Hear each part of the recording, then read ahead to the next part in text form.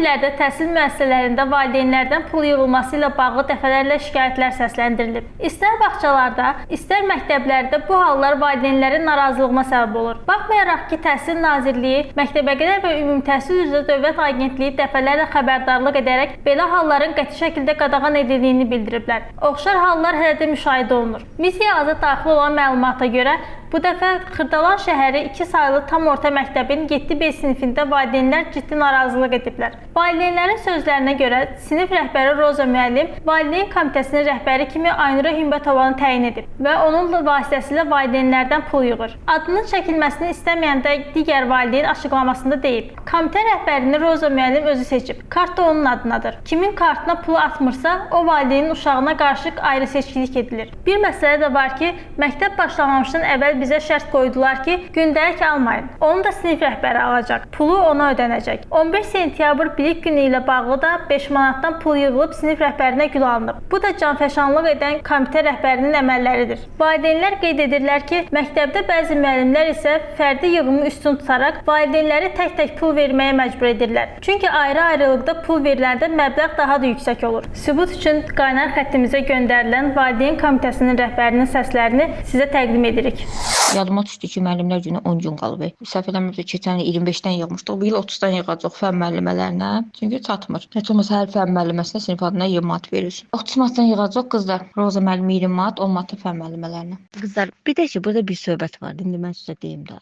Valideyn, məsələn, valideyn var deyir ki, mən nəyinə müəllimə pul verirəm? O zaman uşağım 3 alır. Biri deyir, mən nəyinə müəllimə pul verirəm? O zaman uşağımın üçün 4 eləmir. Biri belə deyir. Biri deyir, nəyinə müəllimə olsa maaş alır da, müəllimə nə hörmət eləyəcək? İşidir də. Biri belə deyir. Prosta qızlar hara fırlatsoq, ildə 2 dəfə müəllimə biz hörmət eləyirik də. Neyinirik? O da nə hörmət eləyirik? 100 manat veririk, 200 manat veririk. Neyinirik? 20 manat pul veririk, 10 manat da fən müəlliməsinə. Uzaq başı biz ildə 2 dəfə pul yığırıq. Müəllimə yazıq şeydir. O da aparır üstünü düzəldir. O zavod siz bilmirsiniz. İndi Quran and olsun Allaha ki çox çatmır. Onun 2 qatın qoyursun aparır zavod direktor. O bu hamısının qapısına kimi, kitabxanasına kimi görür. Hamısını görür müəllimə. Allah and olsun. O nə puldur ki 30 manat gündə xərcləyirik onsuz da. Düzdür qızlar. Yəni qoşulmaq lazımdır. Qızlar bir də nə deyirəm? Kim müəlliməni tək təbrik eləmək istəyir? Onlar da müəlliməyə heç kim aparıb, yəni əlində konvert verməsin. Kim ki müəlliməni tək təbrik eləyəcək, qoysun nə verəcəksə konvertinə, adın yazsın üstünə, versin mənə, onu da mən verəcəm müəllimə. Yəni heç kim girib tək-tək müəlliməyə nəsə uzatmasın. Hamı da bir nəfər kimi verməlidir. 30 manat pulu verməyə nə bilmir, vermək istəmirlər. Hər şey pul tapır indi bəzi valideynlər.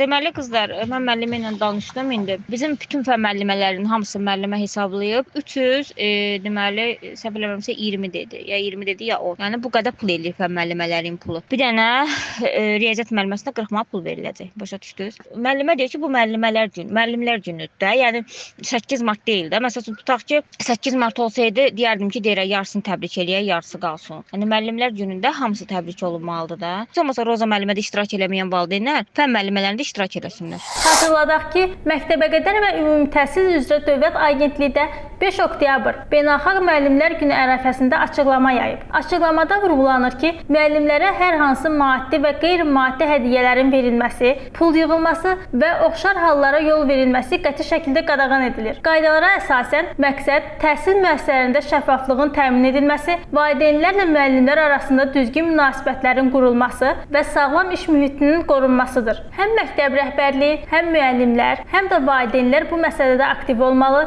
Hər hansı neqativ hallara rast gəldikdə dərhal müvafiq qurumlara müraciət etməlidirlər ki, təhsil müəssisələrində ədalətli və təhlükəsiz mühit təmin olunsun. Təəssüflər olsun ki, Məktəbəqədər və Ümumi Təhsil üzrə Dövlət Agentliyinin xəbərdarlığına məhəl qoymayan məktəblər hələ də var. Fikrimizcə agentliyin əməkdaşları otaqda oturmaqla işini yekunlaşdırmamalı, ictimaiyyətlə işləməli, müvafiq müraciətlərə baxmalıdır. Məktəblərdə valideynlərdən hərdən bir bəhanə ilə pullar alınır. Bununla bağlı addımlar atılmalıdır. Seyranə Quliyeva, Heydər Həsənli, Misiya TV.